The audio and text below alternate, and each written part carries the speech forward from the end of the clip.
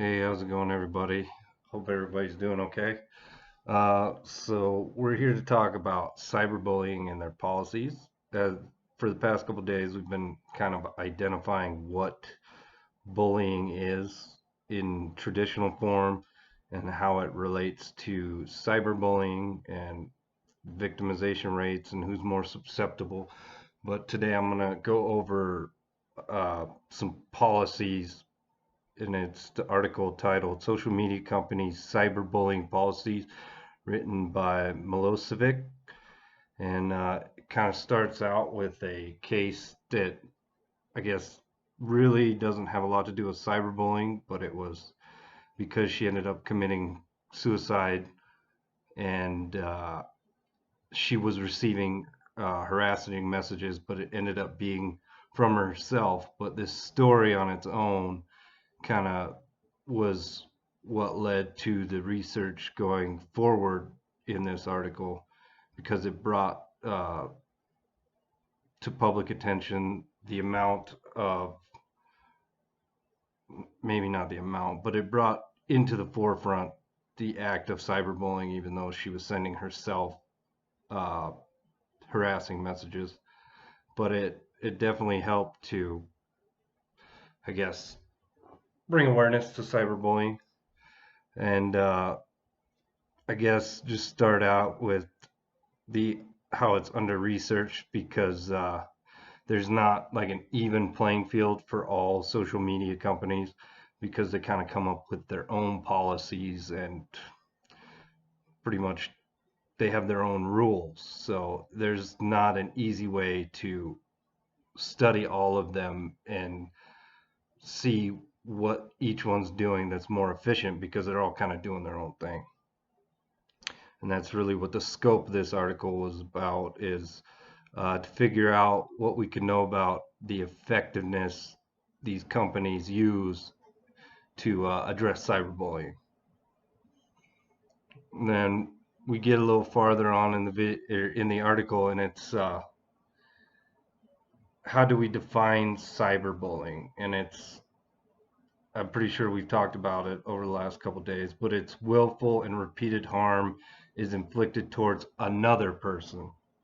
So the first scenario, she couldn't be cyberbullied because she was doing it to herself. But if somebody else had been sending her those messages, it would have been cyberbullying.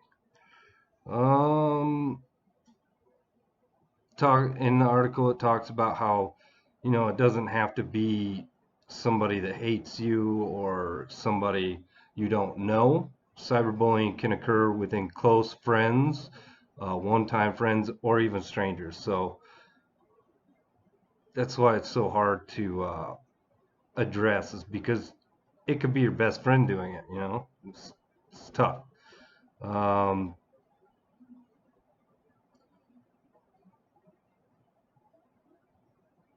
and then just the fact that you can hide your identity, it's a contributing factor to why cyberbullying has become more prevalent, because I feel like the term keyboard hero is kind of where I would go with that, because people, they get real uh, brave when they don't have to actually face somebody. So it becomes a contributing factor, because they don't experience that person on a face-to-face basis, and it makes it to where the victim has to take the bully home with them through social media. But some of the things that are being done already by social media companies through privatization is like user agreements, or the whole thing you have to read before you can actually be a member of that social media platform. But I don't know if anybody else is like me. I scroll to the bottom and hit agree. I don't really care, and I kind of just don't read it. So those rules probably get broken every day by users, and it goes unnoticed because they don't really know the rules. Um, there was some examples within the article of like how Facebook was the one that created their own content essentially. Like they weren't, they removed breastfeeding articles because they were, or not breastfeeding articles, but breastfeeding photos because they were considered nudity.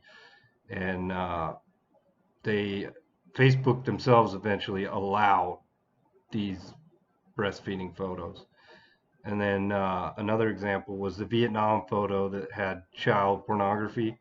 It was removed, but due to enough public pressure, they allowed this picture to be posted.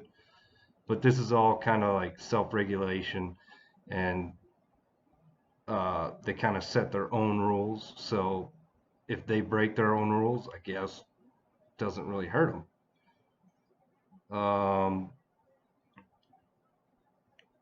And all of these social media companies claim that they make it known that cyberbullying is not permitted on their uh, platform.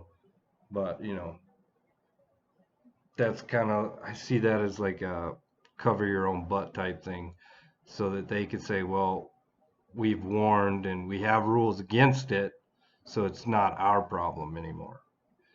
And I did notice that like these non-disclosure agreements created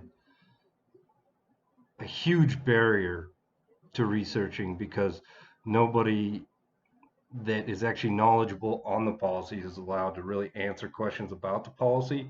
So it becomes kind of pointless almost to research.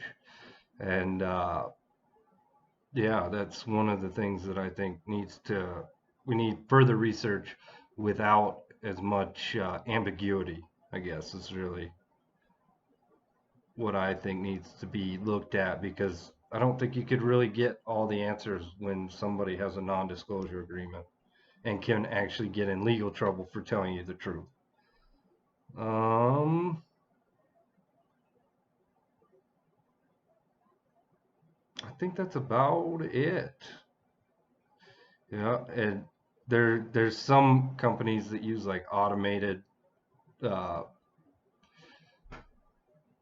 bots, I guess is what you'd call them, to find harassing material. But a lot of companies claim they don't like that because it ends up restricting people's freedom of speech, because it will take down something that the bot deems to be inappropriate, but the company itself doesn't, because there hasn't been repeated action and all this other stuff. So they don't, there's a lot of these bigger companies that want to have more hands-on and not leave it to a bot to remove people's posts.